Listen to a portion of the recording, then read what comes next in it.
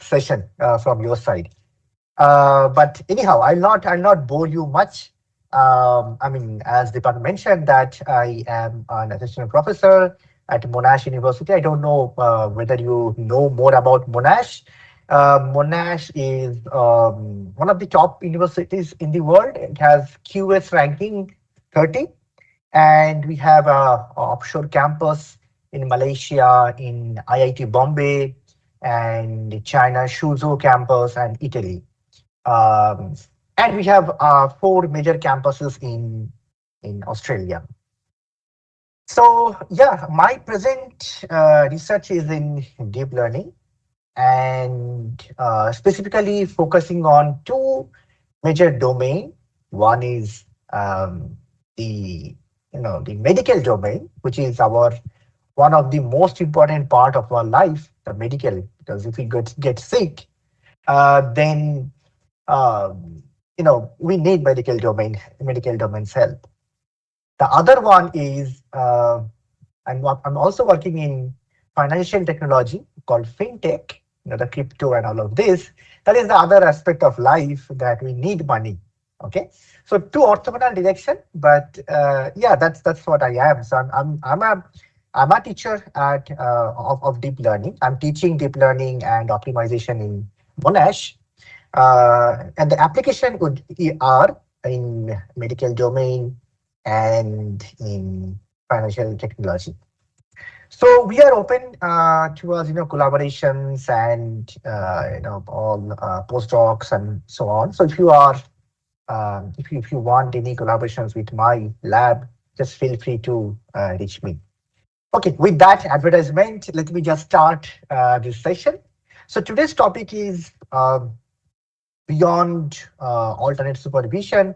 I mean, let's see how. So we are talking about deep learning, right? So deep learning, the question is, well, um, deep learning meaning that okay, we have a network, we have layers, we have some input and some output. So at your present screen, if you look at the very bottom picture, right? So you see that I wrote something like F and then colon and then Y, there's an arrow X, right? So mathematically, the meaning of this is that okay, Y is some input. Okay, let's assume that your system, right, your body, the input is the food, right? And let's say X. So what would be the X? So we are taking food, and the next day we have to go to toilet, for the poop and so on. So food and poop. So that's the input and the output. So you see that okay, we have the input is Y and the output is X. So in machine learning or deep learning, that's the main portion. Okay, so we take some input, we build a network, we model, we train a network like our brain, and then we expect that model or that brain would give me some output, right?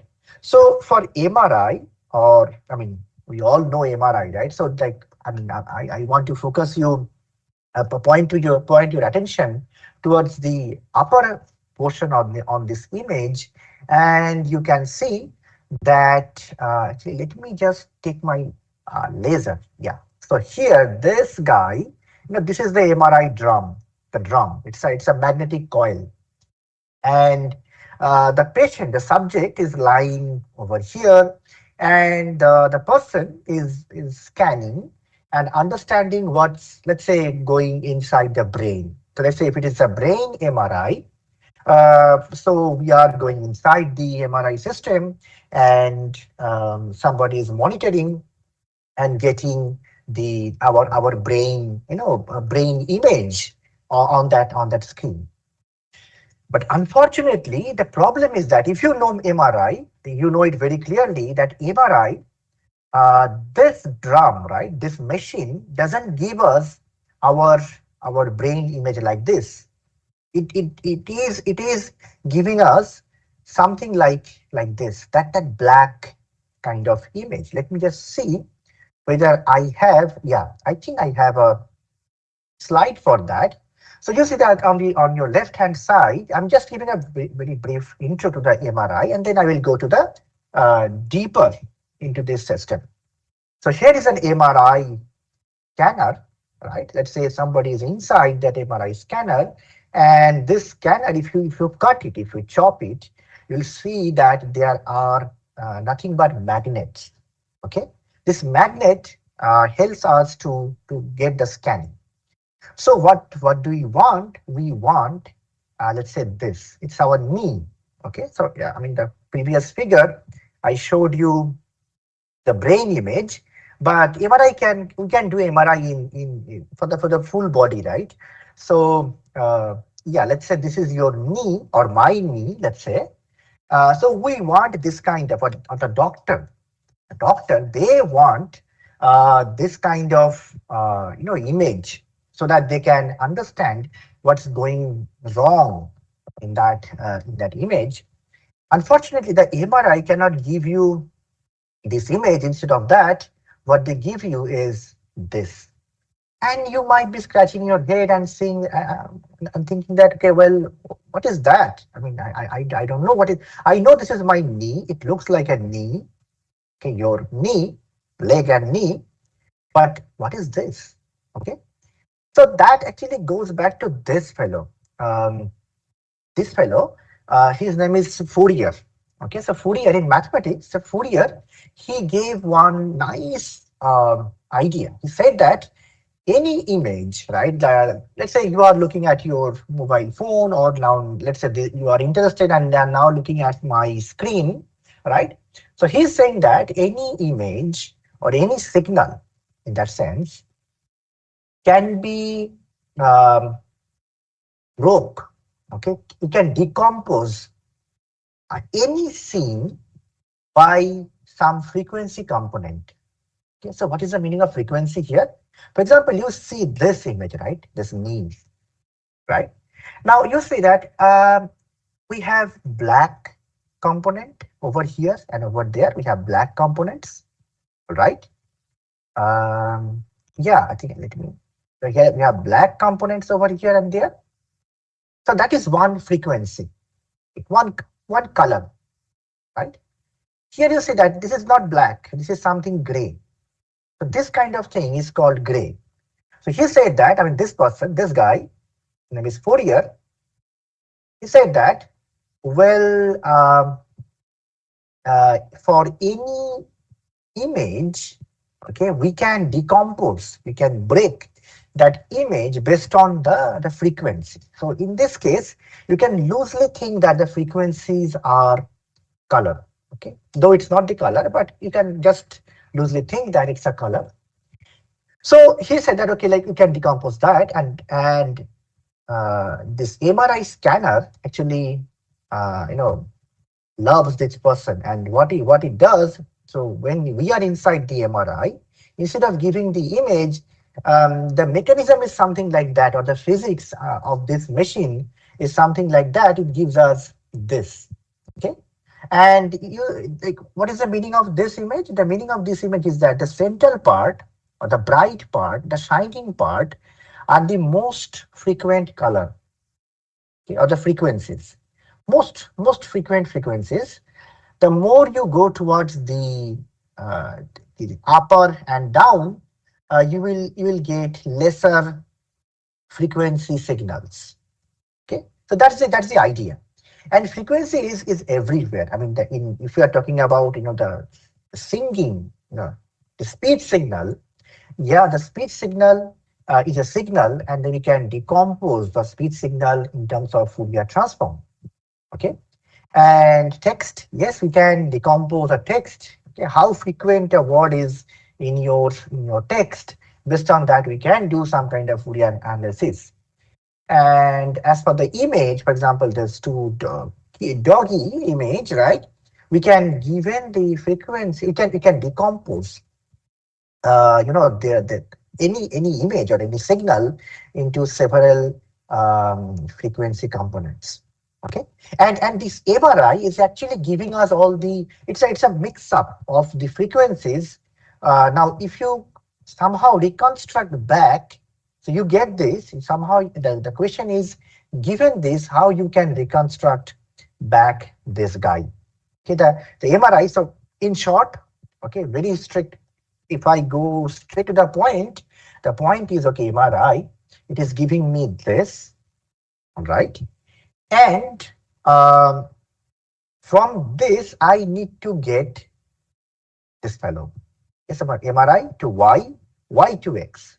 That's the, if you understand this, I mean, that's my job is done actually. Okay, so this process, so from this frequency image, okay, we call it as a K space, K for kite, K space, we need to reconstruct the actual image, right? And when I say MRI reconstruction, I mean, that is what I'm trying to mean that, okay, well, given this K space or frequency domain, can I get this image? Okay. Now, so, okay, well, we don't get this. We get this from the MRI. And from here, we need to, generate or need to reconstruct this image. You say that, okay, well, what's the problem? Okay, you get it from the MRI and you generate the image, you generate the actual image. What's the problem? The problem is that well, to get this, the full image, I mean the K space image, so I'm naming it as K space, K for kite, K space. To get the whole image, we need to, this person needs to be inside in the MRI for a long period of time. Okay, the person needs to be there for at least, let's say, 2 hours or more than an hour, which is a bit tiring. And people like me, who is like a claustrophobic, who fears going inside, a compressed space, it's very traumatic for those guys. If the person is healthy, going inside this is also a problematic. So meaning that we cannot ask a person to stay there for 1 hour or 2 hours just to scan the whole thing, right? So what we do, we make the process faster. Okay, so but that, I mean, we do it faster, but the problem is that instead of the whole thing, we only get this partial image. Okay, so you see that, okay, these are highlighted there. Okay, I can see the highlight, but instead of getting the whole image, I just get few lines. Okay, and it's called the under sampling process.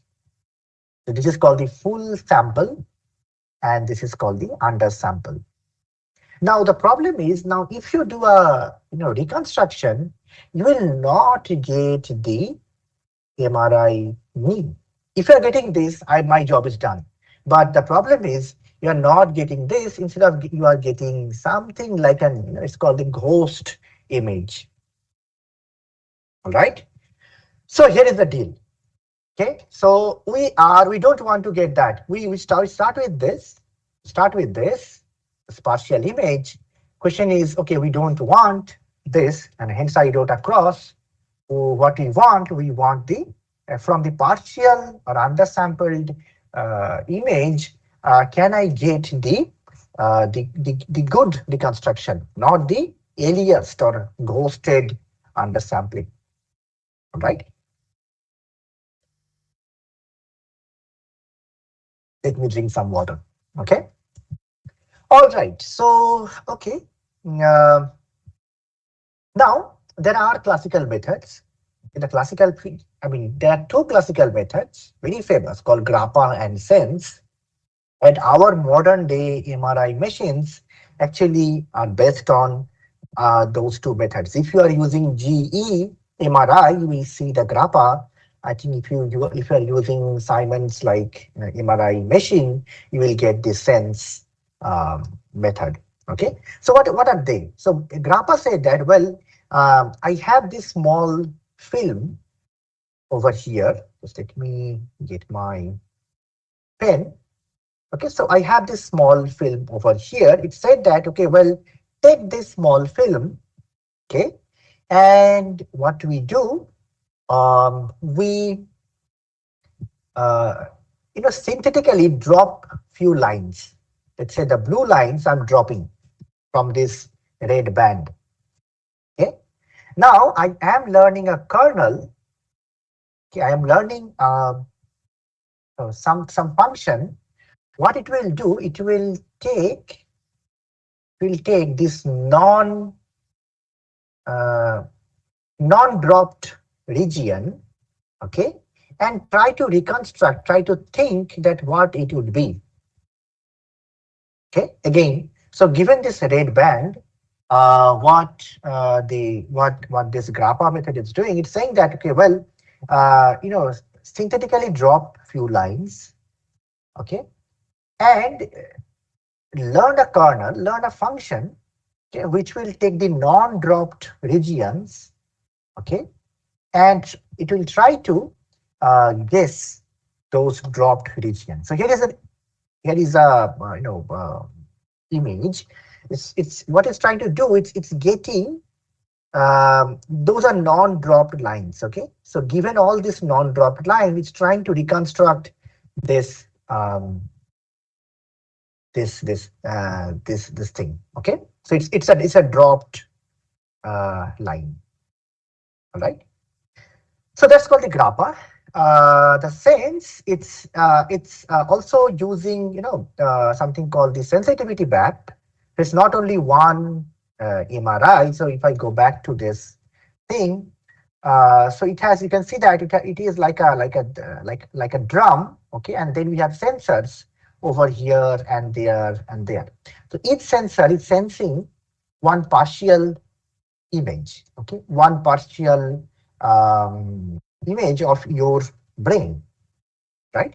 So this is one sensitivity map, this is another one, this is third one, and so on. So grappa, it's what it's trying to do, the sense, I'm sorry, the sense, it's learning how we can combine, how we can effectively combine those sensitivity maps. Okay, so that's called the sense or sensitivity encoding. Okay. Now, grappa actually works on the case space or this space. Sense actually work on the image space. That's the difference between these two. All right. Okay. So now let's jump to, so classical method. It was, I think grappa was proposed in 1970 or before that. Okay. So we are just taking a flight and directly coming to this deep learning era. So we have classical methods like grappa or sense. But for the deep learning method, we have something called the generative models, and then we have the non-generative models. And in any point in time, if you have any question, please open your mic and just shoot that to me. Okay. So all right. Okay. So generative models and non-generative models. So what is that? Generative models. Let me see. What is a model? Okay. Again. So let's say it like a baby. All right. So baby, what it does is like a neural network. So it is taking some input and output. For example, let's say the baby is touching the, let's say, fire. It's getting some signal that, okay, it's a fire, and it's learning from that, okay, I should not touch the fire. Okay. Uh, so that's how a baby learns from your environment.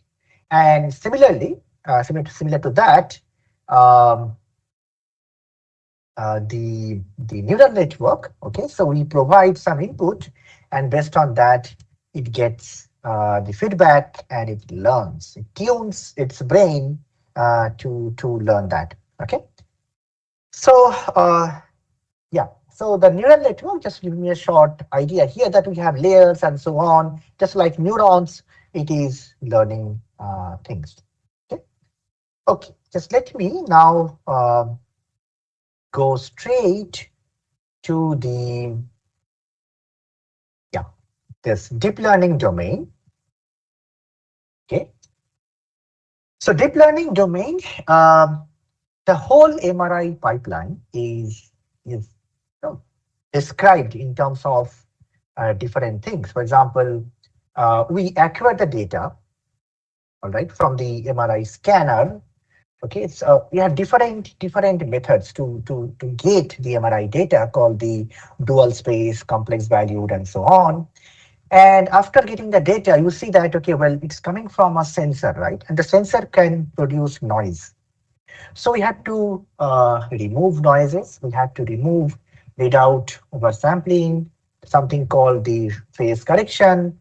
And so once we are doing that data processing and data cleaning, okay, we can directly go to the something called the reconstruction. So we have different methods called partial Fourier, parallel imaging, compressed sensing, and so on. And after reconstruction, you can do some kind of post-processing or image processing, and like for example, coil combination, interpolation, and so on. And it can be applied to different domains. Okay. So here is a typical example of how the MRI scanning look like. Okay. So for example, this is a bad scanning. You can see that there are a lot of artifacts. Okay. Here you can see that there are small artifacts here and there, but this thing is much more clear. Okay, so we have those artifacts; those are removed actually. Okay, and this is another example of knee, our leg and knee. This is a knee junction, and you said that okay, there are a lot of artifact over here, but this is a good reconstruction because I don't see any more smaller artifact over there, right?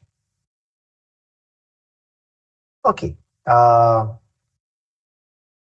just give me 1 second. I think I need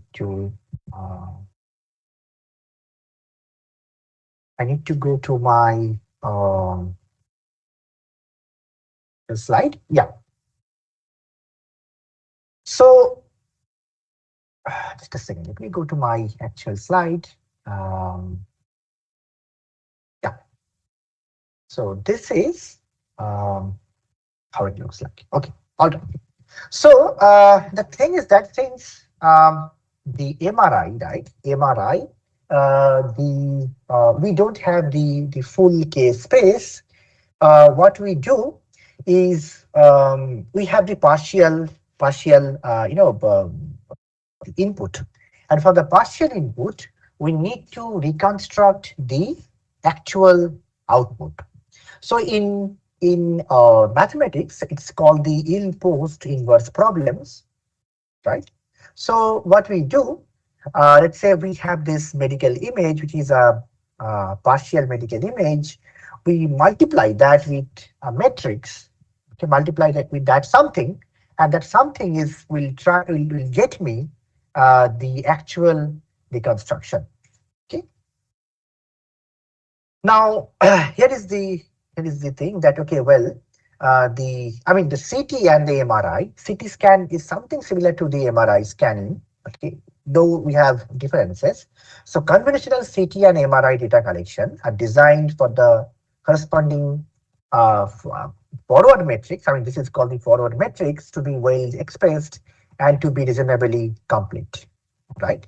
So we have, let's say we have this actual brain MRI data, that is a brain MRI data, but what we get is with B, which is a incomplete or partial view. Okay. The question is that okay, well, I need to get the actual image. Okay. But I can only have the access of, I think it's written as fully sampled, but it should be the partial sampled. So partial sampled multiply by some method, and I should get the actual image, right? Okay.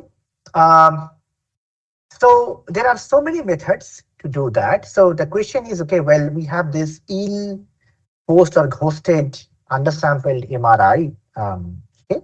Now the question is, given this X, given this bad MRI image, can we get the clear full sampled image reconstruction? Okay. So in classical methods, all right, we have something called the forward operator. Okay. So what they assume that, okay, we have this K space partial data. Now, if you multiply this B, the partial data, with this A inverse, you should get this MR image. Okay. So here is a technique that okay, how we can do that, saying that okay, the one way is to learn the weights of this A inverse. Yes, I'm skipping so many things over here, but I think that's a bird eye view that okay, well, if I know this A, okay, and if I have the partial view, I can do an inverse of this A, multiply this with the B, and I can get the MR. The problem is that I don't know this something called the forward operator, right? So here comes the classical methods. Here comes the other methods. Okay.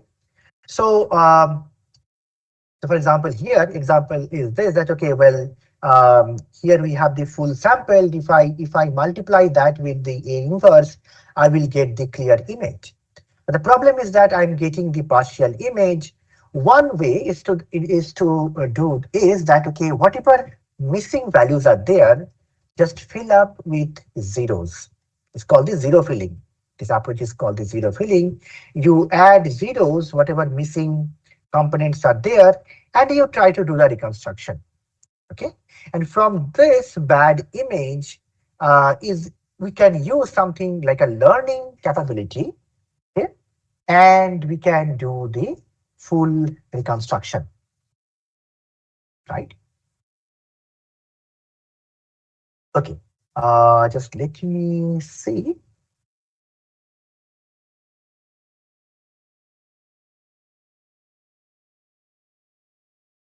Okay, so for deep learning, let me just get to the actual image. Okay, so for deep learning, yeah. So for deep learning, so what we do, we try to, so we this A, right? This A, assume that it's your network. Okay, so you are providing the bad image, right? And then you are providing, you are passing that to the network. All right. Now you have the ground truth. You have the actual ground truth. You are passing the ground truth to the same network. Okay, and you are getting those two differences, right? So you can ask me this question, okay, well, why I can't do the why I need to provide the partial image to the deep learning network, and then the ground truth to the deep learning network, and then why I'm comparing this. I can straight away take the partial image and I can get the ground truth and I can compare these two. So you can do that. You can do that. There are methods which is directly doing that. There are deep learning methods which are doing the other one. Okay. So let me just go to the this slide again, and let me just show you one example. Okay. So here is an example. It is the paper name is this knowledge driven deep learning for fast imaging undersampled MR image reconstruction from supervised to unsupervised. All right. So what is this method? This method actually use uh, the deep learning. Okay, and it's actually using something called the semi-supervised training. So what is it actually doing here? So this method, it's taking the K space. All right. What it's trying to do, it's taking the K space one side. It's taking the undersampled K space. All right.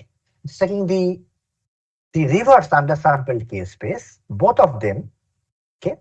Synthetically, it's taking the undersampled K space and the reverse undersampled K space, and passing that to the same deep learning model.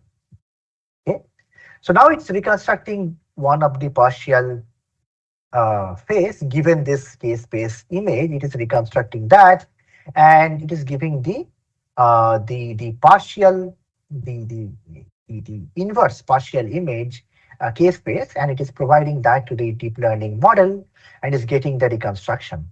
Okay, now this paper showed that this reconstruction and the other reconstruction, they are complementary to each other. Okay, so whatever you are getting here and whatever you are getting there, both of them are acting like each of their complementary. Okay, and you have some amount of reference data. So from the some amount of reference data, you are training this two network, and this two complementary training loss, you can actually train the whole image and train the whole network and do the reconstruction. Okay. Now, the interesting part is that well, we are residing in the prompt era, right? We have GPT, we have so many things. The question is that can prompt learning benefit the radiology report generation? All right. So what is that? So this is another paper. It was published in, I think, CVPR. So what they're trying to do, they are taking, so it's like the text prompt, right? Let's say you are writing that a picture presenting cardiomegaly that shows. So it's cardiomegaly is not an MRI because it's a problem, but you can do it for MRI domain. Okay. So cardiomegaly. So what it's trying to do, it's taking those text. Okay. But the problem is a deep learning model cannot deal with the the text. Okay. So what it does, it actually given those texts, it's actually get the tokens. For example, a picture presenting cardiomegaly that shows. So it's taking all this called the tokens. It is passing the tokens. So that these are your prompt. Okay, this is what you want from the network. And then there is a report. Okay, the report is saying that the heart is mildly enlarged. For example, the heart is mildly enlarged, stable, and so on. So that is your report. They're going together. We are getting all the tokens. For example, heart is mildly and so on. It's going inside the token. Okay. Now we have two types of tokens. One is called the prompt token. It's coming from your text prompt. And the other one is coming from the this textual prompt, the report. Okay, the report. It's a textual prompt, textual token, and this is called the prompt token. Now, given those two tokens, okay, the tokens you can think of, let's say heart is one token, ease is another token, mildly is another token, and so on. It's going inside this thing. It is getting something called the word embedding. So word embedding is like, given this heart, okay, I want to represent it like a numeric value, okay, like a number. So what I'm trying to do, I am getting, let's say, the unique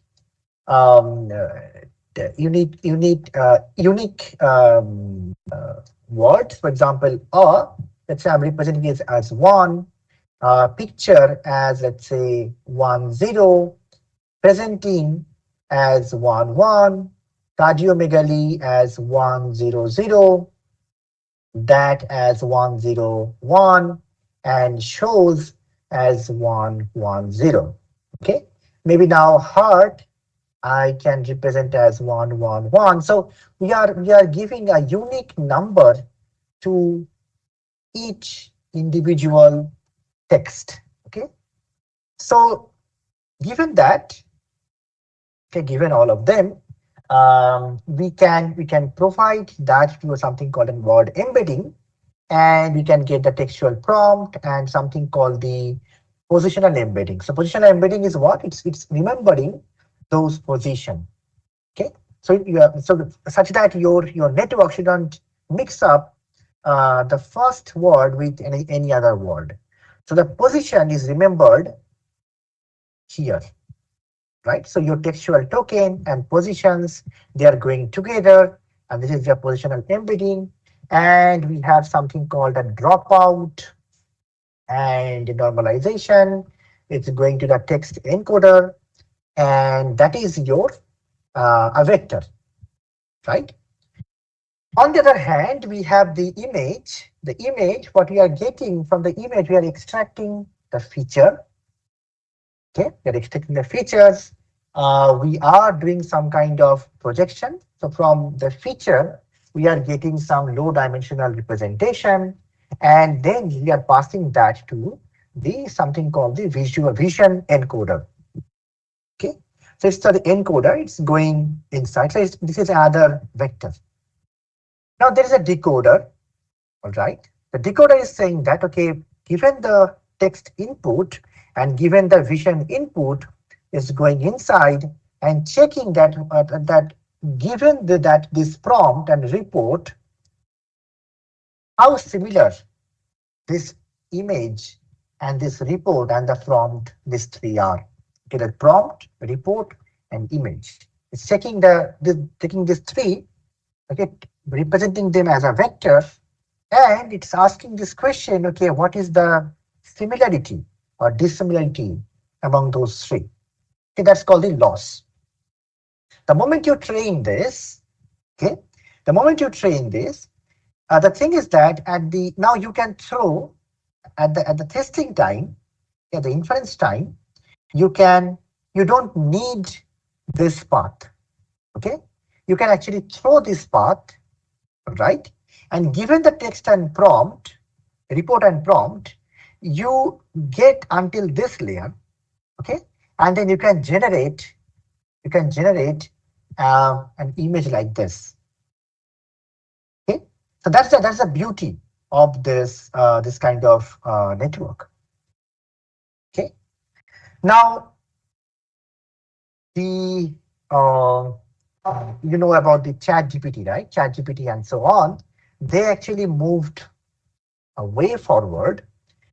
They have this generative model. Let me actually show you one generative model. I think I have this generative model formation. Just let me give me 1 second. Just fetch it. Yeah, I think this is the one kind of generative model. So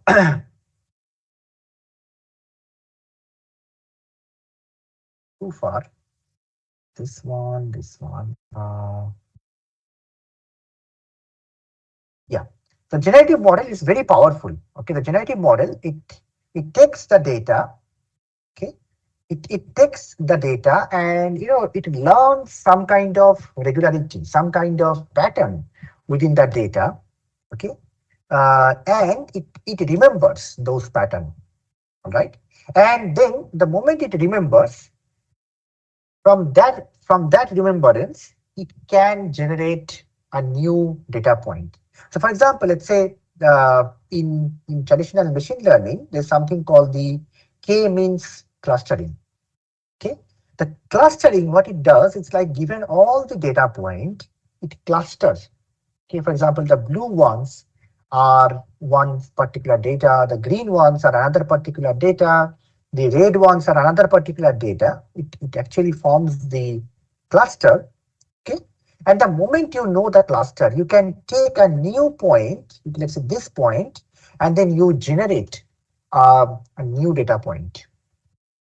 Okay, so for example, those faces are not human faces. Actually, we learn few features from the human faces, the human data faces, and then it tries to generate a face that looks like a human. So these are not actual human faces, but some synthetic data. So yeah, so what it's trying to do, it's getting the actual human faces and given that, it tries to generate synthetic faces, which looks like the actual human. Okay, so that's called the generative model. I think just let me go to this part.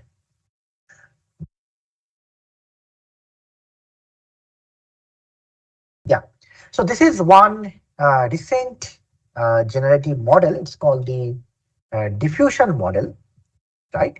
So what it does, it actually takes, let's say, one image. For example, like in our MRI context, let's say this is taking the case space, okay, and it tries to go to the actual image. So in actual diffusion model, it adds some noise, okay, and add more and more noise until the image is gone. Okay, so that's called the forward diffusion process.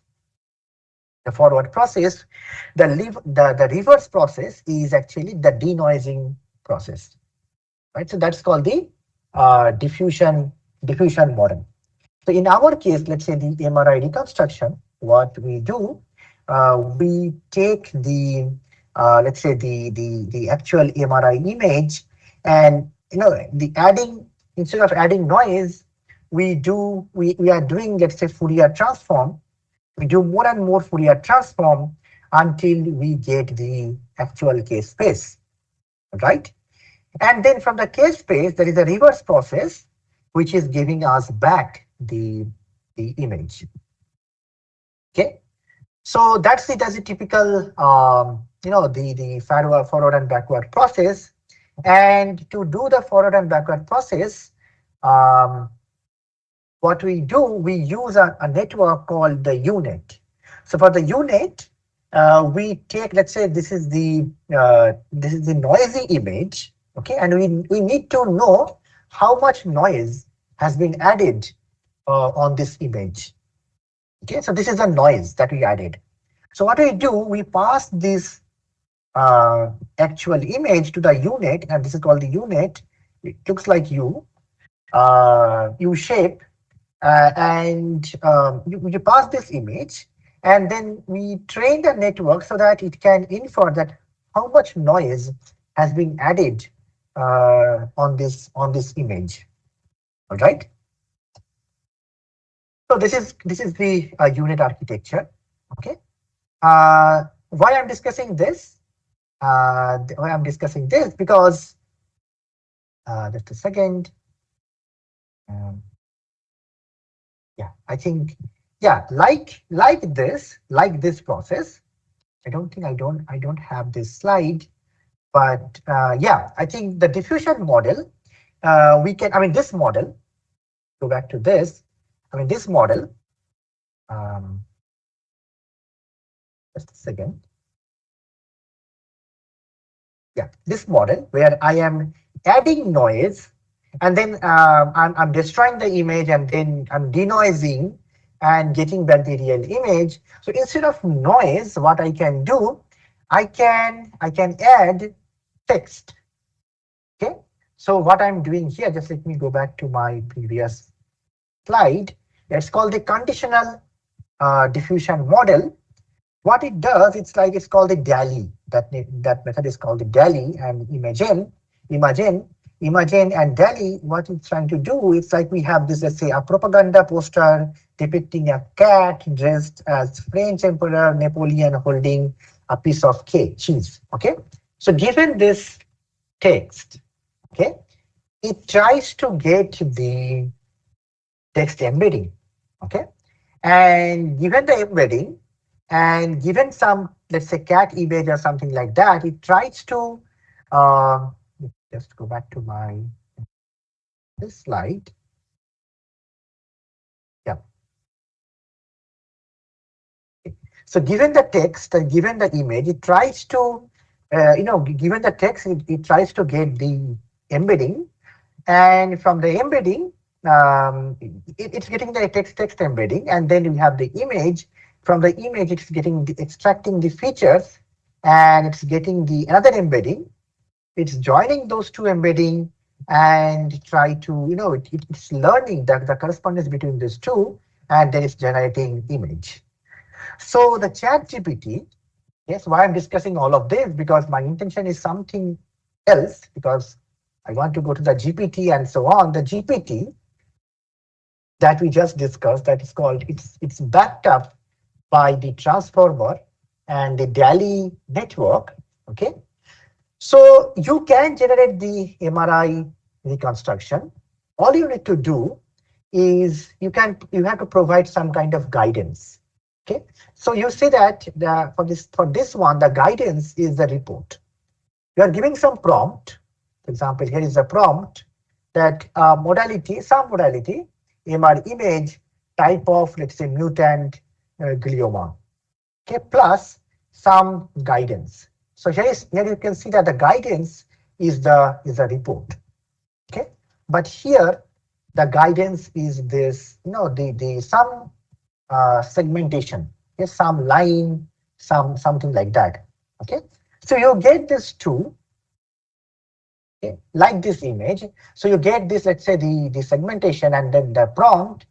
You get the tokens. Okay, for example, this from this image, you get the token, all right, and you train a network such that it goes and give you the synthetic output.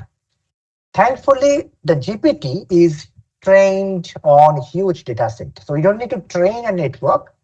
What we can do, we can provide a prompt, a text prompt, and a structured mask to the GPT. That's a GPT 4.0 or 4.1, something like that. Okay, or let's say DeepSeek. You can provide a structured mask. You can provide a prompt, and then the GPT will give you some output. Let's say this is the output. Okay, but then you provide GPT that, okay, well, this is not the output. This is the actual ground truth. All right. So instead of blaming the GPT, you are providing the actual output to the GPT. Okay. Now, if you are providing this kind of examples, it's called the chain of thought. Okay, so you are providing the prompt, you are providing a mask, and you are providing that, okay, the ground truth should look like this. The generated image, I mean, given this prompt and given this mask, the generated image should look like this. Okay, you provide that as a thought, okay, as an additional input to the GPT, and suddenly you can see that the GPT can give you a very good, the image reconstruction, okay, MRI reconstruction. So we have developed, like in our lab, we are developing something. We have developed something like that. So what we are trying to do, it's a prompt based. So it's called the AI art image prompt. The prompt, we are providing, let's say, the generative model for brain MRI images. All right. So you see that, okay, we want to generate brain MRI images. We are providing some prompt like this. We are providing some prompt, and they are giving us skeleton, an outline that how roughly the generated image should look like. Okay, this is a rough estimation. We are providing that. So you upload, that style. Here, I don't think we have this. It's a cutout, but yeah, style. If you click on this button, you can upload the style here, and then you can also provide some negative prompt. So what is negative prompt? The negative prompt is you're saying that, okay, let's say this is brain, but don't make it as a blue brain, or don't add one, let's say, a blood vein, or I don't want, let's say here, right, let's say I don't want a black pattern over there. So you can provide this as a negative prompt. The positive prompts are your actual prompt, and the style, I mentioned the style, right? Okay, like this. So you are providing the style, you are providing the prompt. providing the negative prompt, and we have developed in our lab, we have developed some some method, some GPT method. Okay, we fine tune the GPT such that it can give us something like this. Okay, so meaning that although I started with the MRI reconstruction, the actual MRI scanner, and how it looks like, what is case space, what are the classical methods, and so on. But the beauty of today's world is that we have the GPT, LLMs, and so on, and you can provide prompt, you can provide negative prompt, you can provide, let's say, style, and we can get the reconstruction. Okay, so that is the LLM part, the large language model part, where you can fine tune a large model. Okay, you can do some kind of guidance. You can provide some kind of guidance so that the GPT will give me a good solution. Okay. But that is not the end. We can do offline training. So that's called the online training, where we are using a GPT or LLM or DeepSeek or something like that, and then we are training those methods. Here is another method. It's called controllable text-to-image synthesis for multimodality MR images. So you can see that here, what we are doing, the WCV paper, what we are doing, we have the text prompt, it's a flare, modality, MR image, type of mutant glioma. So that's the input. Now we are using something called the clip encoder. So clip encoder, this encoder is very powerful. Okay, so this encoder is actually trained on, jointly trained on text and corresponding image. Okay, so this encoder, it has the power of understanding what is the meaning of a text by understanding the joint distribution between text and the image. Okay, so that's called the clip encoder, right? Now, this is the input. You have to train the network. So you are providing the input, it's going to the encoder, and we are getting some kind of low dimensional representation. We are providing that to a diffusion model. Now you know that what is the meaning of diffusion. So we are adding noise, okay, and we are getting something called a latent, all right. And we have this something called the annotator, which is going to the unit, and the unit is actually joining the text, okay, and the input encoding. Okay, so it's called the cross attention. So we are making the cross between text and your actual input, right? And then we have a decoder. The D stands for the decoder. Now this is all this thing act like a conditioned latent, and then we have a decoder, and the decoder is providing me the reconstruction. Okay, so we are checking both of this. Given this input text, you're saying that okay, now we are binding this input text to this input, the input image. All right. Now at the test time, at the testing or the inference time, we don't have this part. Okay, we don't have this part. So all we need to do, we are getting this text. We sample this Z. It looks like a Gaussian distribution. We sample it from here. We're passing that to the diffusion.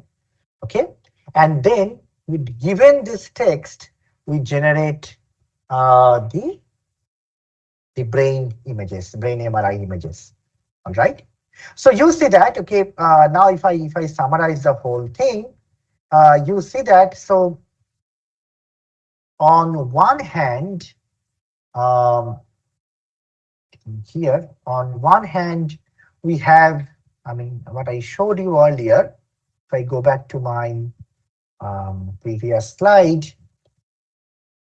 So this is the traditional method where we were talking about the MRI, getting the signals from the like MRI scanner, passing it to the deep model, and reconstructing it, and so on.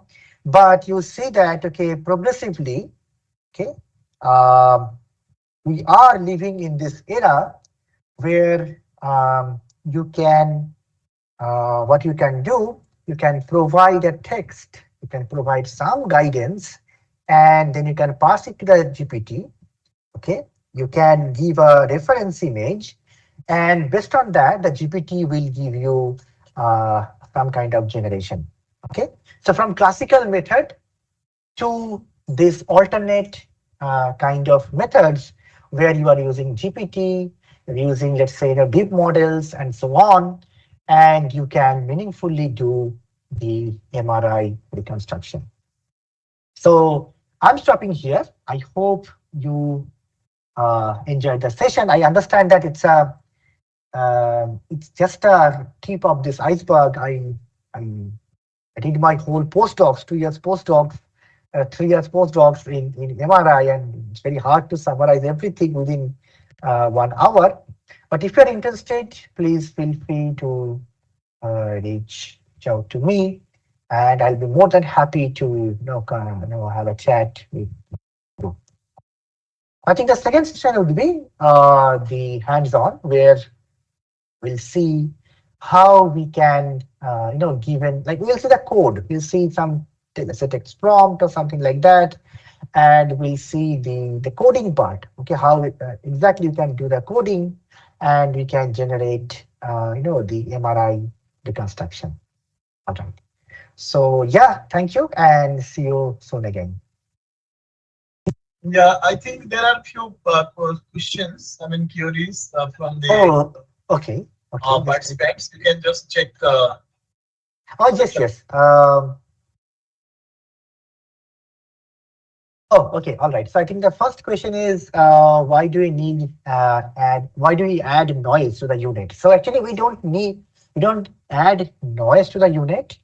The noise that the noise part is actually a part of the diffusion model.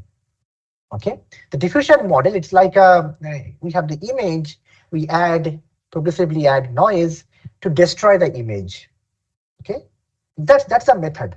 Okay, just believe that that's the method.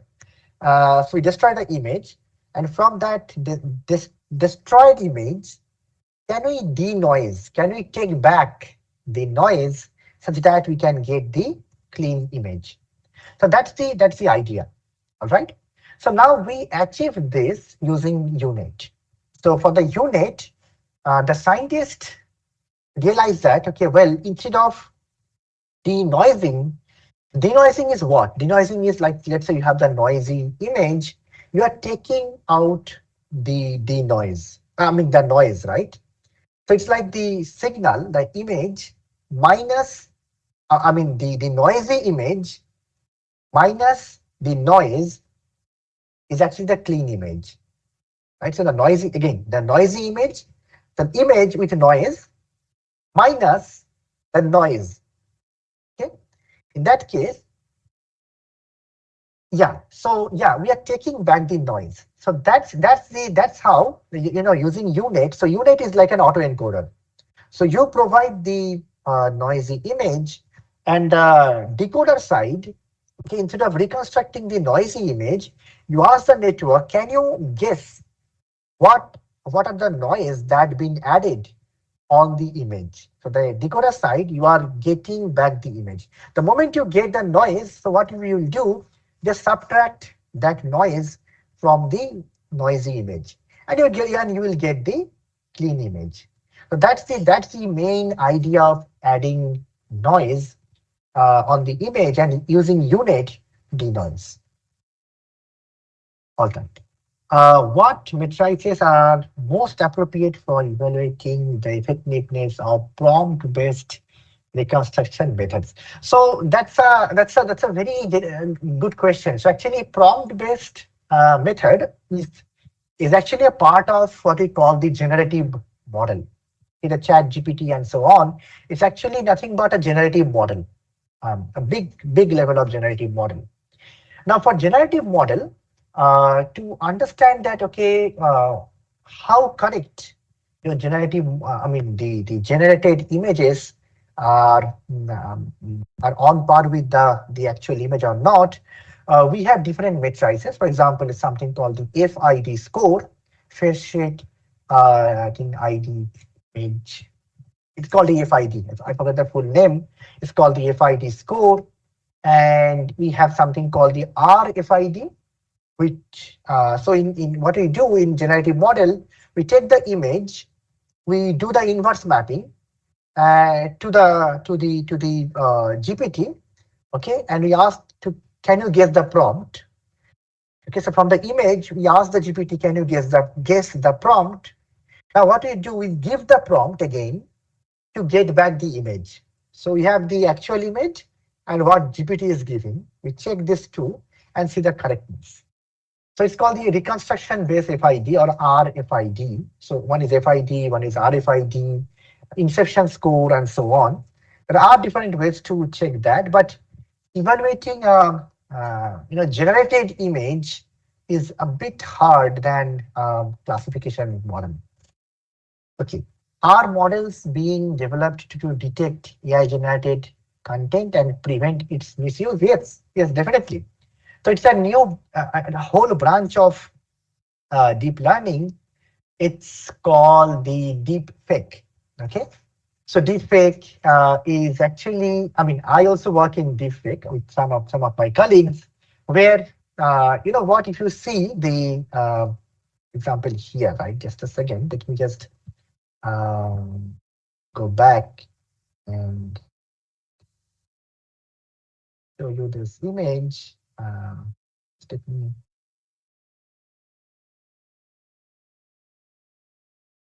go to this. So let me fetch one. I mean, yeah, this, right? So at present, if you look at only at this image, looks like that, wow, this image is awesome. Okay. But if you look at, you know, the minute details, right? For example, let's say the hair, right? The way the hair is mixturing in the background. Okay. Or let's say those two eyes, are they looking at towards the same direction? Okay. Or maybe the, you know, the, for example, lip, right? The lip, upper lip and the lower lip, and so on. So those minor details, we capture those minor details and we understand that, okay, well, generated images, they fall short to generate like an actual image, like a real image. So those small details are the cues, and then we can detect that, okay, well, it's an AI generated image, and yes, we definitely we prevent the misuse. So I work in the misuse, not so, some domain called the, you know, so people should not misuse those. Okay, they can write abusive languages and so on. So the moment you're writing abusive prompt or something like that, it goes inside the network. It understands that, okay, there is something wrong written in the text prompt. It prevents, it mitigates, you know, to generate those kind of image. So yes, there are open research areas where people are detecting AI generated content and trying to prevent its misuse. Right, I think these are the, so how it can affect in image forensic. So I don't have much knowledge about image forensic. Um, so I'm not very sure when you say image forensic. But all I know is that, okay, well, the generated image, right? We can get few clues. We actually get few clues, and we, you know, get the Fourier transform of the image, and we understand, we analyze those things, and then we can train a network, a classifier network, and we can say that, okay, well, this is a generated image and this is not a generated image. But I'm not very sure about the image forensic part. It's not actually my domain. So if you can share me more details, then I can comment on that. I think We have our last session, right? Hands-on session. Maybe you can take 5 or 10 minutes of break, and then you can start. Yeah. Thank you for a wonderful talk. Thank you. Thank you.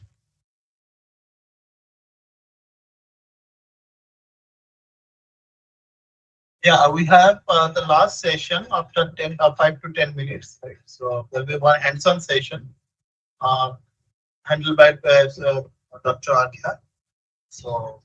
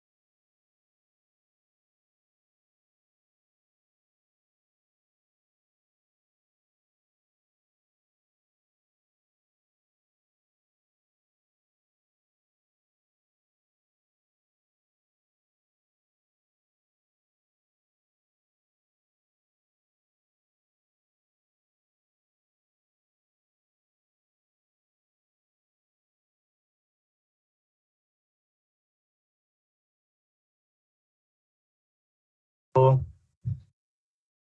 yeah, Dr. Agya, you can start the session if you are ready. Okay, okay, all Yeah. right. Mm,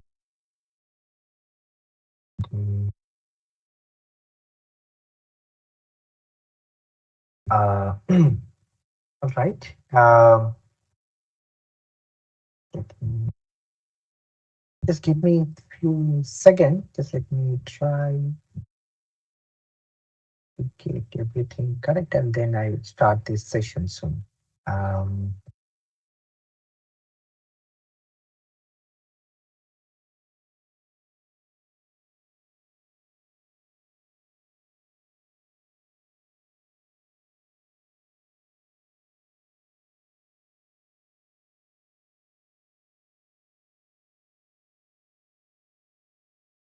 all right. First, let me just share you the. I hope all of you have this Google Colab. The moment you have a Gmail, I think you can use Google Colab. Uh, just a second. Let me just show. Okay.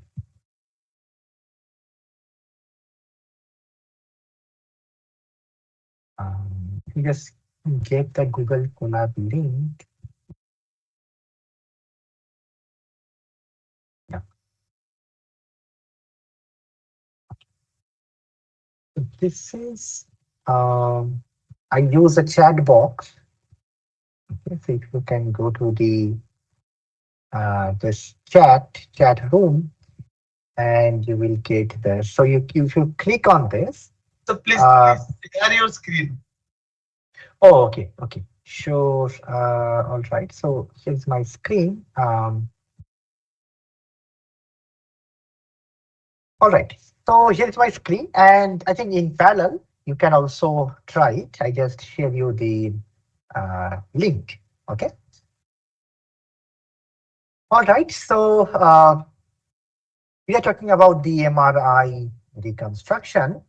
And this paper, actually, I'm running parallel, and actually, I'm getting few results. So let's see. Okay, so let's try this one code, and then we get to know what is going on. Okay. So this is a traditional MRI reconstruction technique using deep models. Okay. So what we do, we provide. Sorry, let me just show you the architecture. All right, so we provide, let's say, a z. We can provide a fixed z. Yeah. Like if I go back to my um, slide, just let me fetch.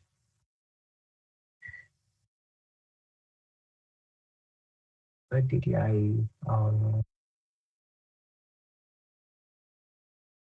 I think I lost my slide. Just a second. I closed my slide, unfortunately. So just let me open it. Yeah, this is the slide. Uh, where is that? Where is that? Quickly. Yeah, this one, right? So yes, so here we are talking about this text, then input, and then this input is going to an encoder.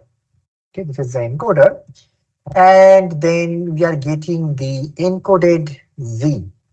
Okay, and then we are passing that to a diffusion, and then you are getting the latent that we are passing to the network, and then we have a text encoder and so on. It's a huge model. It's a huge model, but what we can try, we can build something similar, but it's a toned down approach. Okay, so what we are doing here, you can see that here we have this Z, and that Z is similar to this Z. Okay, so you can see that the Z, right? The Z over here and the Z over there are kind of two similar thing. And then the other part is actually um, the whole thing. Okay, it's called the decoder or the generator, right? So in this network, we are actually skipping the text encoding part because the text encoding is actually a bit tricky to deal with, right? So we are having a Z. We are passing that to this, passing that to a network, and then we are expecting a reconstruction, a generation, right? So this is the code. So what we are doing here, we are providing the, so we are naming it as C, okay, but you should read it as Z. Okay, so C, why I'm saying it's C, because um, in MRI we call it as a coil, okay, the coil, but instead of, I mean, in deep learning we call it as a Z, or the latent dimension. So in MRI we call it as a coil, so that's why I name it as C. So the C, we are providing that to a generator network, and then we are doing a Fourier transform, and then M is something else. It's called the masking, and at the end we are trying to get back the reconstruction. So that's our aim of this code. Okay. So, well, what we are doing here, we are, first of all, we are importing a Git repo, all right? And then we are getting, I mean, this thing is written in PyTorch programming language. So if you know Python, definitely this will be very easy to follow, right? So what we are doing here, we are using something called the conv decoder, the convolutional decoder. Decoder, or this part is called the decoding part, all right? So we are taking a few libraries from this conv decoder network, all right? And the data we will be using is actually coming from um, um, a data set called the fast MRI. Okay, so fast MRI is a data set, and this data set is actually a bit old. It's actually came in 2020, 2018 or 2019, something like that. But it's provided by Facebook. Okay, so they have, it's an open data set. You can download it. You have to make the request form. You can go all the way down. You can write your name, email address, institution, and submit. You can download. It's a big data set, huge data set. Okay, it's called the fast MRI, or provided by Facebook AI Research, or FAIR. All right. So this is, I mean, they have the knee data, they have brain MRI data, I think the knee, brain, prostate, and breast. Those four things are there. So among all of these four, we are only considering this knee MRI data. Okay. So they have, I think, 1.5K MRI scans, but you see that it's a huge amount of data. So we'll be taking only one. Okay. If you understand only, if you understand that, that is sufficient. Okay. So here you see that we are getting the Python libraries. For example, matplotlib is one Python library for the plotting. We are using NumPy, and we'll be using torch, which is a PyTorch, all right? And H5PY is actually the file extension. So when you download this MRI data, we cannot get it as a JPEG or PNG. Okay, we get it like this. Okay, so we get it like H5P9, H5PY. Okay, That's the file extension. That's why we need to import that file also. And definitely we need a GPU. So the CUDA visible device is the GPU. And since I'm using the Google free Google Colab, so the number of GPU here, you can see that it's one, right? Now we need to load the data. Okay, so we are getting it from the fast MRI. The link is provided here. You can click on this link and get the actual data. But for the moment, you are getting only one data point. Okay, and you can see that the .h5 is the file extension. Okay, so we are getting that file, and this is the file name, file, I think the subject number 1339. So we are getting that particular subject's data, right? Now, as I mentioned that this is the actual MRI data. Okay, but the thing is that we don't get the data like this. Okay, so what we get is we call the K space. Okay, so if you recall that we talked about the K space. Yeah, I don't have the K space data right now, but yeah, we talked about the K space. So I mean, the fast MRI, okay, they provide us the K space measurement and the corresponding actual data. So they give us the K space plus this kind of scanning, the full scanning. Okay, so without using any reconstruction or something like that, if you just get the K space, okay, it's a ground truth data. Okay, and this is a ground truth image, and then you can reconstruct the whole image. Okay, but unfortunately we don't get the actual K space, but all we get, let me just show it to you. I don't think I have the image, but yeah, all we get is an undersampled data. Okay, so we talked about the undersampled data. Mm, Second, yeah, I think we talked about this undersampling. Yeah, so we get here, right? So we get this kind of undersampled. We get this kind of undersampled data.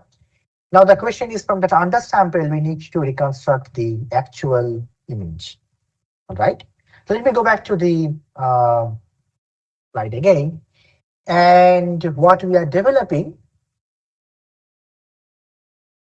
just let me go all the way up. So what we are providing here, we're getting the undersampled data, and this is the network which will give me the reconstruction.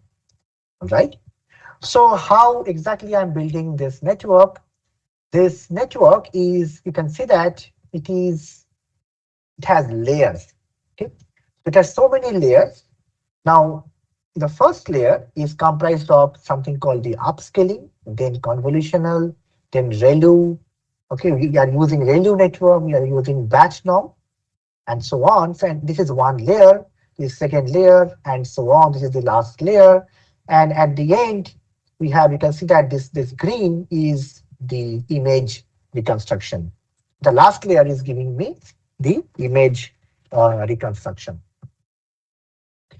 So you say that, okay, well, how I can build this model?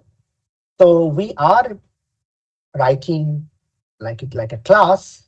Okay, it's a class, the conv model. Okay, and it is calling its super class called the nn.module. Is a neural network package, and we are saying that, okay, how many number of layers do we need, how many number of channels, number of output channels, output size, and so on, right? This is how we are building the network. You can see that we have a number of layers we need to provide. So that's a hyperparameter. If, for example, here we have 1, 2, 3, let's say 4. Number of layers are 4 number of layers. And then what we are doing, we are progressively adding few things. You can see that we are adding, conv layer, and then we are using ReLU. So if you go here, that okay, upscaling, conv, ReLU, batch norm. Okay, so that's the pattern. So now you can see that we are adding the conv 2D. What is the number of channels? What is the output number of channels? And then ReLU and batch norm and so on. Okay, so this is the way. This is how we are adding layers after layers after layers. And the final layer, you can see that it looks like the actual. I mean this. We have the conv 2D. We have ReLU. We have batch norm. So we have conv 2D, we have ReLU, and we have batch norm. But at the end, this is where we are getting the image. Okay, so we are getting the image. I'm talking about this layer, this green layer. All right. This is how we are getting the image. And forward, meaning that, so forward is the definition, or it's called the method, or the function. It is taking the x. Okay, so what is x? X is this input. Okay, in our case, it could be a k space. We are getting the k space input, and then the k space is should go through all the layers. These are the layers. Okay, so nn.conv2d, and nn stands for the neural network package. Now the moment you put dot, you can access the 2D conv 2D package, you can access the ReLU package, you can access the batch norm 2D package. All right. So that's how we are building the network. Now, what you observe that okay, well, to do a good reconstruction, okay, all we need to do that we need to do some kind of scaling. Okay, so it is not a part of the deep learning model, but it's part of the image processing part. Okay, so to make sure that your the reconstructed image looks good, you need to do some kind of scaling, right? So here is it's called the scaling factor. So what you are doing is you are taking the input image. Okay, let me go back to here. So you are getting the raw input image, the reconstructed input image, but then you are doing some kind of scaling. So here is the scaling ratio, the network output divided by the zero padded image. What is zero padded image? So you have the, let's say, the undersampled k space. Okay, this is the undersampled. This is the undersampled. Just make it a big one. So let's say this is your undersampled k space, right? So the missing line, all this missing line, you put zeros. Okay, all the missing lines, you don't know the values, you just put all these zeros. Okay, that's called the zero padded image. So what we do, we get the zero padded image, and we get the network output. You take that ratio. So that is what we are doing. It's called the scaling. Okay, it's called the post processing. It's called the scaling. Now you see that here I am, training my network for some number of iterations. Okay, you can reduce it to any other number. For example, you can make it 20. This one, right? You can make it 20. Then it will take few iterations. If you take a bigger number, it will take bigger iterations. Okay. Input size 8 and 4. So what is 8 and 4? 8 and 4 is telling me that, okay, the network input size, that, okay, the dimension, right? The 8 is um, the skipping line, and 4 is the forward. I mean, it's a parameter. It's 8 and 4 is something more towards to your um, case-based data. Now, kernel size is your the convolutional layers, right? It actually has the sliding window kernel. The kernel size here, it is 3. Okay. The number of layers for the deep network is 7. So we have 7 number of uh, let's say this. We have 7 number of layers. So this upsampling, conv, ReLU, and batch norm together, they form um, one layer. Okay, so this is one layer, is another layer. So you have 7 such layers, but that's a hyperparameter. You as a user, you can change it as per your wish. Okay, now number of channels. You see that we have 256 number of channels. All right, so yeah, and number of channels means that now how many kernels.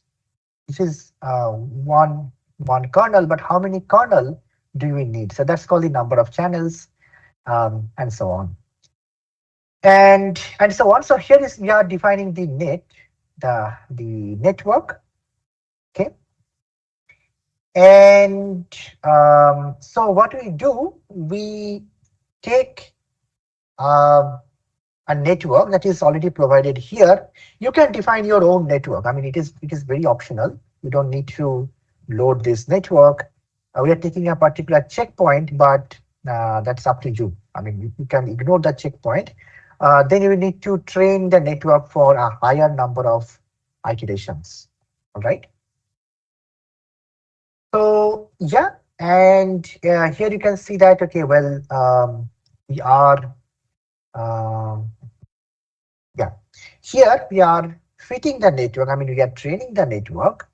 We are taking the let's say the noisy variation, which is actually the undersampled network, and this whole thing is taking the the undersampled image. That's the input, the number of channels, the net input, and so on, the number of iterations, the learning rate, and so on.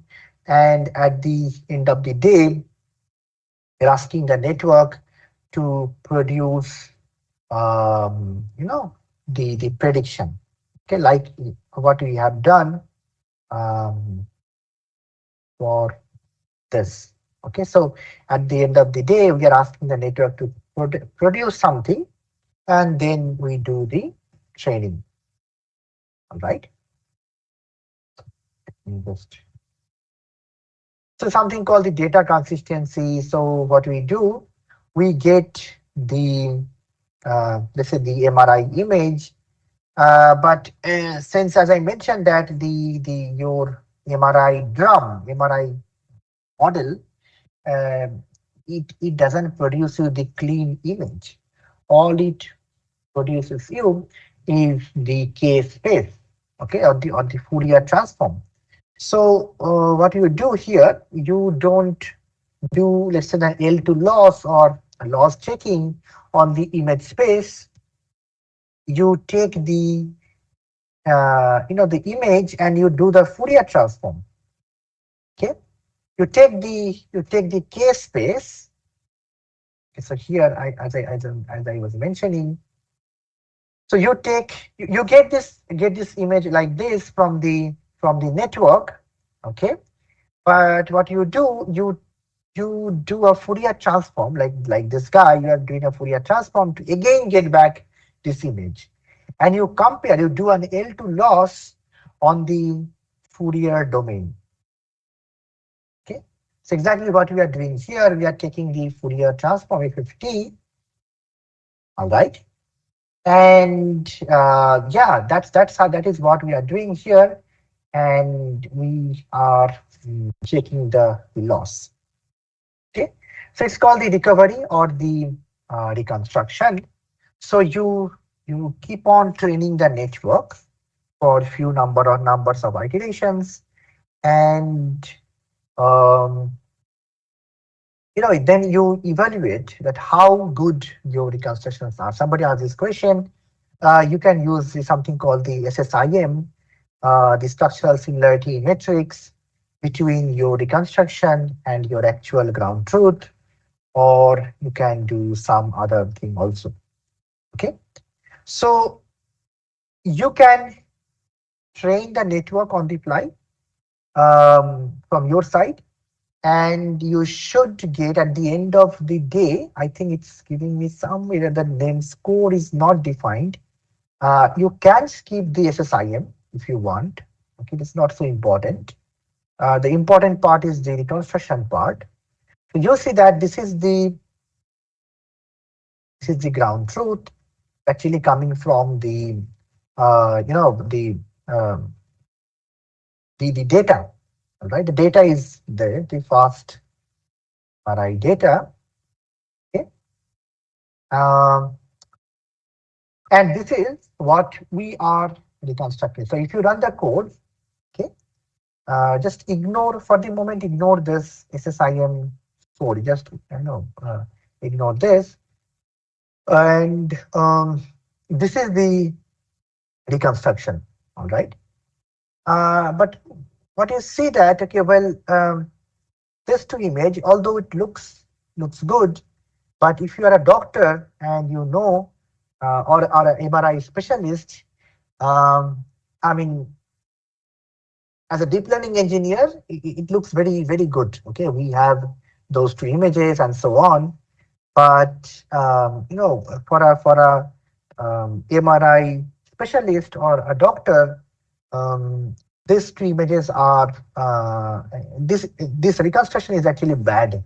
Okay, you might ask this question why it's bad, but because bad, it's because you see that, okay, well, here, right, we don't have any smaller details. Okay, but this network, our network actually produces fine details. Okay, and that is actually bad. That is actually bad because it's actually adding more anatomy. Okay, more details. And so it may happen that the doctor, so if you are using, let's say, this method, the doctor might get a false information that, okay, well, there's something wrong over here. It should be like this, but I am getting it like this. Okay. Or for example, let's say so here you are adding, here the network is adding few anatomy. All right. Even here also, like here in this space, said the black should be black or gray, but you can see that it's the network is adding few patterns over here. Okay. On the other hand, if you see this zone, okay, so it should contain some lower level details. Okay, but if you look at our reconstruction, you see that it is kind of smooth. Okay, it's actually very smooth. So meaning that the network is unable to reconstruct those smaller details, right? So for a deep learning engineer, it looks like that. Okay, these two are very similar. These two are very looks very equal and so on. But for a MRI expert or for a doctor, they will discard actually those two reconstruction. Okay, so meaning that, like, I mean, what is the soul? I mean, we can. I mean, I'm not saying that our network is doing totally wrong. It is there. It is doing something, but it is 70% or 80% there. It's not 100% over there. Okay. So what we need to do? So now here is our research. So all we need to do is, we need to add few more information. Okay. Let's say we can add textual information that we talked about earlier. We can add, for example, let's say, this kind of smaller geometry, smaller details. Okay, so and we can guide the network, I mean this network, that this network should not miss few things. We can use, let's say, GPT. Okay, we can what you can use, how we can use like GPT. So you can say that, okay, well, we are giving this and saying, we are saying the GPT that, okay, well, um, there are some mistake over here. Can you rectify that? It will give you some suggestion, but you can progressively give prompts and so on. And then, you can have several prompts, and then the GPT will progressively, get the correct um, output. Okay. So this is one. This is another. Um, yeah, I think just let me see. Uh,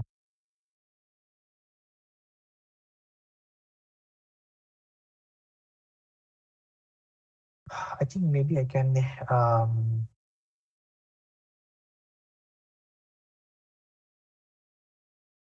I, I don't think I'm talking about this.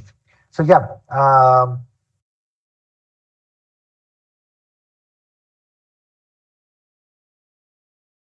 Yeah. So this is another. I mean refinement. So we can start with this. We can start with this, and this might be another um, project page that might interest you. Okay. So this project page is, okay. This project page is doing few more extra. Okay. So our network is only this. So you are taking the Z, and then you are trying to get back the reconstruction. Okay. But you see that this model is called the MRI reconstruction with iteratively refined zero-shot spatio-temporal deep generative prior. Okay, so what is that? So if I go to the project file,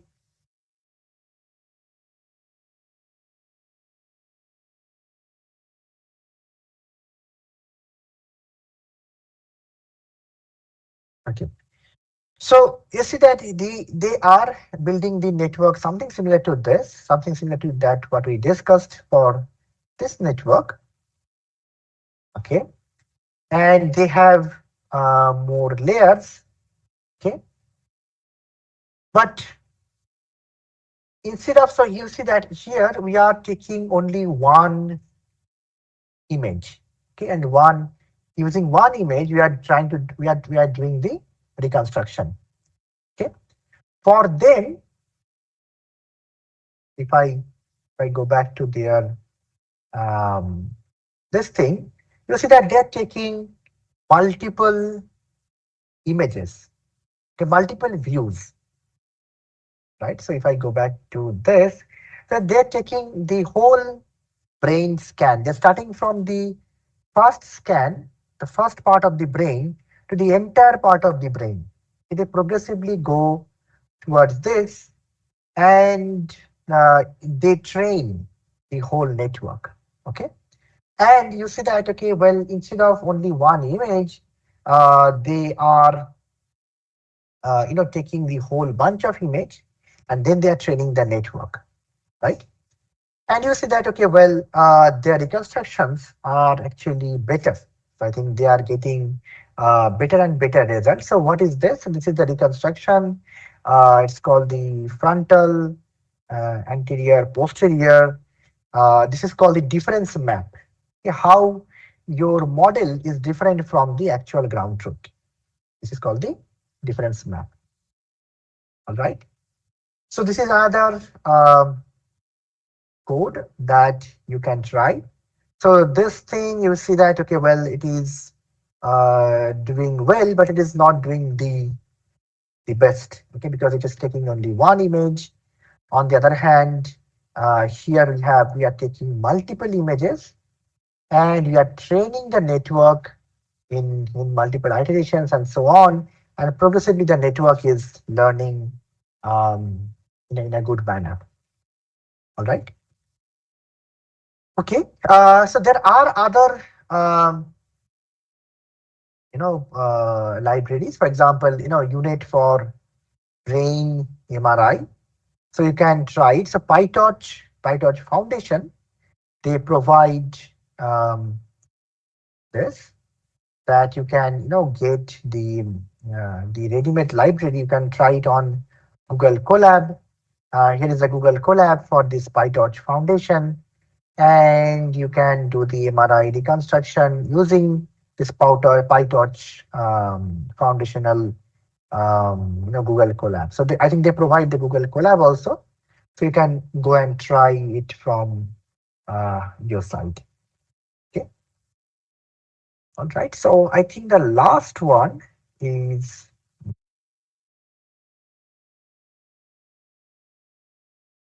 again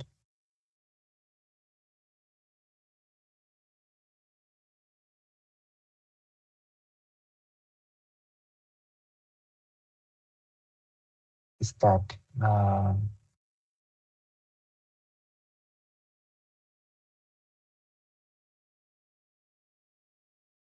yeah. I think the last one is this.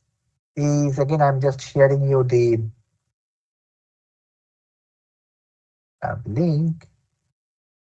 Okay. So you try the first one and then you progressively see each of this. So here it's called the ISBI school demo. So it's a first of all they are talking about the undersampling. They're taking the original brain image, and they are taking the true image. They are only getting a part of the case space, and then they are trying to do the reconstruction. So you see that it has ghosting effect. All right. Um, and what they're trying to do, they are doing different kind of image manipulation. So they are taking the case space, and given the case space, they have this. They're taking only the low frequency component. Given the low frequency component, they're trying to reconstruct the actual image, but it's again bad, and so on. Okay. So they are trying to get the high frequency component, so they are only getting the high frequency. It's only getting the edges, only the edge information they are getting, right? So different things they are trying to do here. So you check this part. So this is very basic. I mean there is no deep learning involved in this. It's only the image processing. They're taking the image. I think it's the brain phantom image is already given, and they are progressively. This is the one. Uh,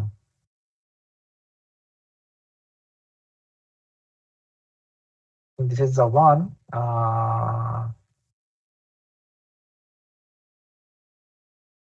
Yeah, the low frequency to high frequency, and no deep learning involved in this case. Um, then they have the other tutorial for the benchmark MRI. So they have this. You can generate the case space using this non-Cartesian FFT. They have, I think they have a library called Py PySap. So let me just show you the PySap. PySap.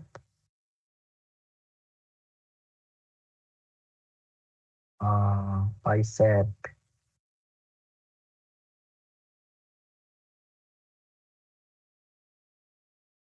Yeah. So this is the MRI. You can do different types of things over there. Um, Also, I think Yeah. So yeah, I mean, different things you can do. You can, do the radial. You can get the radial mask. You can get the grid, and so on. So uh, again, I think, yeah, all of these. Uh, I think this is the ISPI tutorial. Um,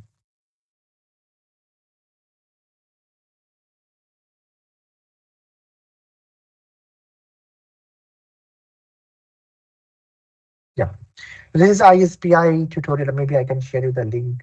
This link also.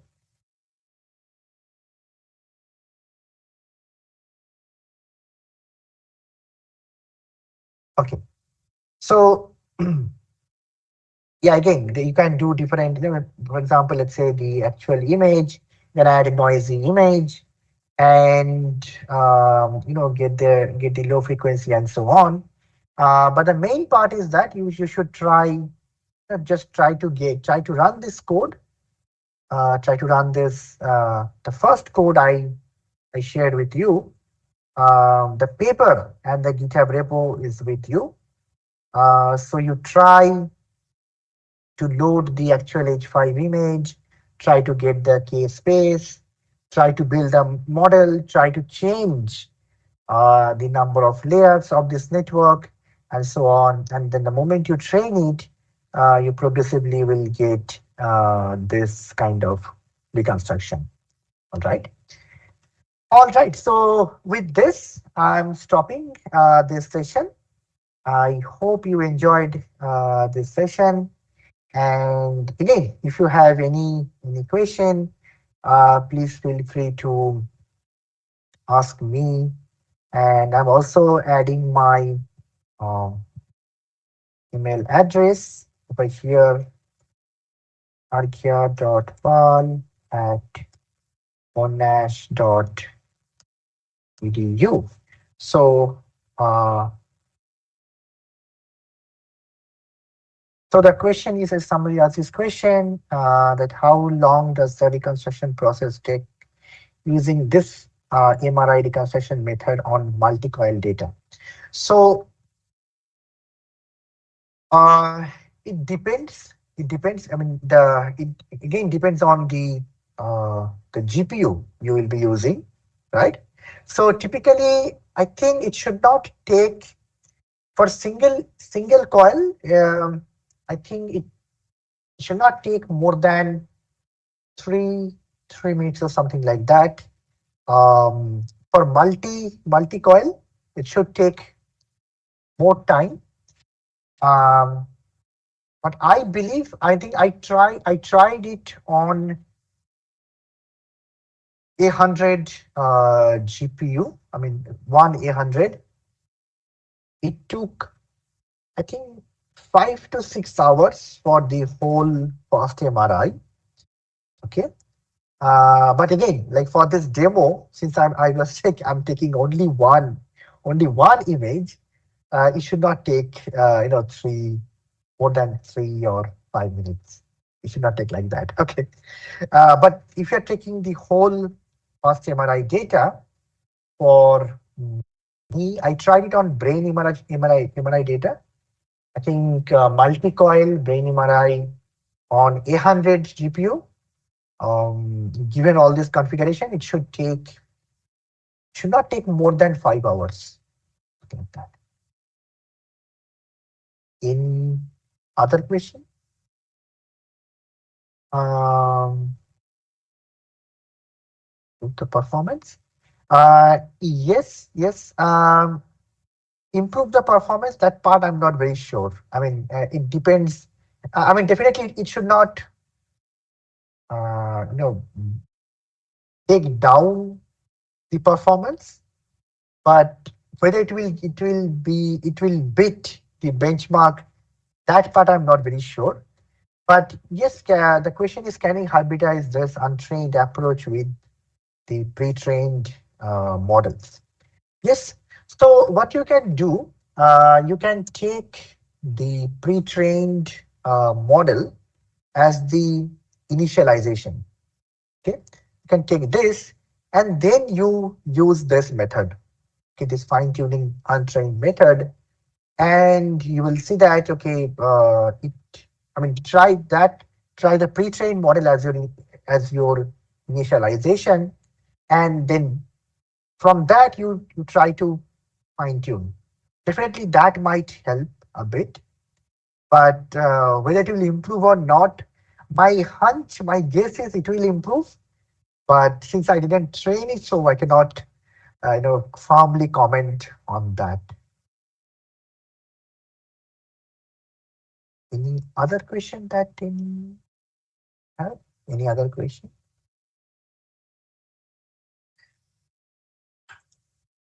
Is there any limitation of this method in real-time clinical use? No, no. Unless you have any ethical issues, I mean, cannot use that data.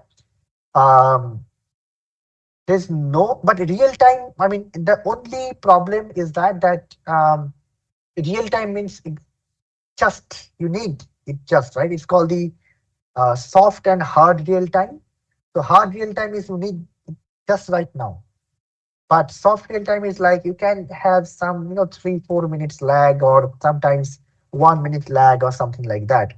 So if that is the, if you're talking about soft real time, yes, you can deploy this kind of network.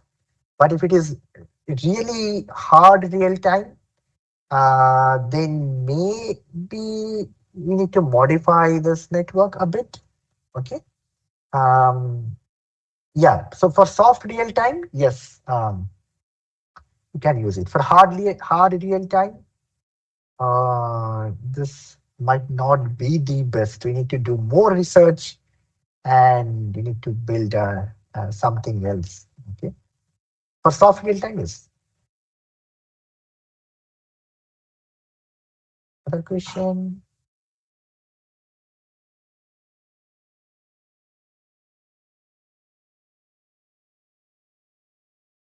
Yeah, I think there are no other questions. Right? Uh, So okay.